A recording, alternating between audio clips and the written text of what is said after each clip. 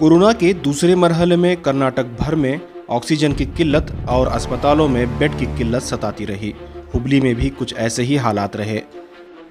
Anjuman hospital and research centre में non Covid के लिए इलाज चलता रहा और साथ ही अंजुमन अस्पताल के अहाते में नर्सिंग कॉलेज में कोविड केयर सेंटर का आगाज़ किया गया। ऑक्सीजन की किल्लत की वजह से डिस्ट्रिक्ट एडमिनिस्ट्रेटर और डीएचओ की जानिब से कोविड केयर सेंटर को इजाज़त मिलने में ताख़ीर हुई। इस वजह से बहुत ज़्यादा लोगों को इसका फ़ायदा नहीं हुआ। लेकिन अंजुमन इस्लाम के सदर मोहम्मद यूसुफ सोनूर कहते हैं कि आने वाले दिनों में अगर कोरोना का तीसरा मरहला आता है तो ऐसे में ये एक तजुर्बे के तौर पर लिया जा सकता है। आने वाले दिनों में हम कोरोना से मुकाबले के लिए तैयार हैं। हमने डीसी से 2 महीने से हम लोग साप्ताह क़ायम किया था, मगर ऑक्सीजन की कमी से हमें परमिशन लेट मिला।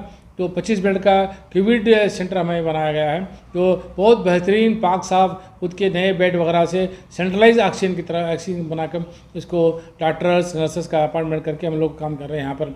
अभी बात अलग है कि अभी कोविड का जो वेव जो है स्लो हुआ है, मगर अभी सुनने में आ रहा है कि बच्चों का जो वेव है चालू शुरू होने वाला है। कोविड केयर सेंटर में कितने पेशेंट अब तक इलाज पाए हैं और ऐसा नहीं लगता आपको कि थोड़ा लेट हो गया और फिर वक्त पेशेंट्स नहीं है? क्या आपको किस तरह से फ़ायदा पहुंचाएगा? लेट हुआ तो ये तो हम लोग मानते हैं। हमने 2 महीने पहले शुरू करने से 2 महीने पहले से हमने डीसी साहब से डीएचओ साहब तक कायम किया था। हम लोग कह रहे थे कि नहीं, ऑक्सीजन का बहुत शॉर्टेज है, देखे अवेलेबिलिटी देखे करो, ऑक्सीजन शॉर्टेज मिल रहा है आपको। बनाने के बाद ऑक्सीजन नहीं मिला तो पेशेंट का इशू बनता है, इसलिए हमने बनाया। हमारा तजुर्बा हुआ कि ये कोविड सेंटर बनने से हमारा खूब मिला तो फ़ायदा होता है। आगे सेकेंड थर्ड वेव आने वाला है, ये इसलिए हमारे बहुत बड़ा फ़ायदा साबित हो सकता है। हम चाहते हैं कि जो इंसान जो है ट्रेनिंग चाहिए, ये हमारे अंजुमन इस्लाम हुबली के सब उम्रों को ये तजुर्बा हुआ है हमें आज के, ये कोविड के लिए आगे का बहुत बड़ा फ़ायदामंद साबित हो सकता है। 25 बेड का था, 50 बेड का डबल हो गया है, डबल बेड का हॉस्पिटल हो गया है। इसके लिए जो ज़रूरतमंद थे फायर का कंपल्सरी था, वो भी हमें काम शुरू कर दिया है। हम आने वाले दिन में इसका इस्तेमाल करने के ज़रूर करेंगे। 6 से 7 पेशेंट एडमिट है, शफा होकर यहाँ से गए हैं।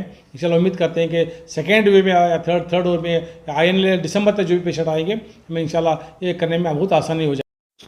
अंजुमन इस्लाम के इस कोविड केयर सेंटर से किस तरह से आने वाले दिनों में लोगों को फ़ायदा पहुंचाएगा, ये आने वाला वक्त ही बताएगा। लेकिन अंजुमन इस्लाम की जानिब से डिस्ट्रिक्ट एडमिनिस्ट्रेटर को girls hostel Covid care centre के लिए दिया गया है और साथ ही एक एम्बुलेंस भी एडमिनिस्ट्रेशन को दिया गया है। हुबली से शाहिद खाजी की रिपोर्ट।